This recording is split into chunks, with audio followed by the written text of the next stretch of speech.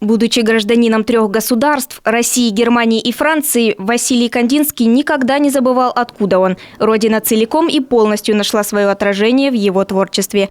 Художник много ездил, впечатления записывал в дневник, с которым не расставался. Но интересен эпизод его встречи с Коми-краем. Именно здесь, как считается, авангардист испытал всю силу народного искусства. Он и в дневнике своем после Усть-Куломской Керчомьи запишет, что выучился не глядеть на картину со стороны, а самому вращаться в картине, в ней жить.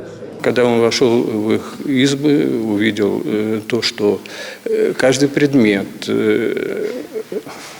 столы, лавки, прялки, какие-то туеса и вообще все это было изукрашено орнаментами и красивыми росписями, не говоря уже о том, что на стенах были лупки. До Усть-Цысольска будущий великий русский художник добирался сначала по Сухане, это Вологда, потом Северной Двине, это Архангельская губерния, далее Вычегда и самое устье Сысолы, столица Зырянского края. Отсюда в Усть-Кулом, который он почему-то назвал центром Зырянского края. Кстати, хороший бренд-подсказка для властей муниципалитета в век сегодняшний, который они пока никак не раскручивают. Саму же Коми-землю он сравнивает вовсе, цитата, с другой планетой. Абстракция в его творчестве – это что-то вроде мотивов народного орнамента. Художник взял за основу то, что у нас видел. Таким образом, сочетание линий, геометрия, игра пятен и многое другое стали как-то вот забавно навеяны прялками, избами и местными украшениями. Современное искусство, как авангард, требует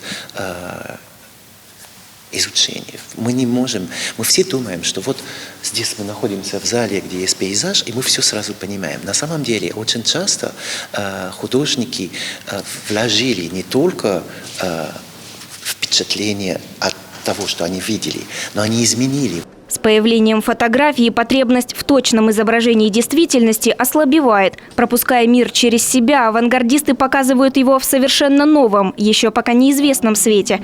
Теория беспредметного искусства. Так Кандинский называл свою технику. Оформление выставки будто расписал сам художник. Яркие, режущие глаза краски не могут оставить равнодушным никого. Даже защитные маски и те выглядят как произведение искусства. Импровизации и абстрактные композиции, пейзажи и изображения крестьянского быта – все это можно увидеть в Национальной галерее. Выставка «Кандинский и Россия» будет работать до 11 октября. Приходите, повторов не будет.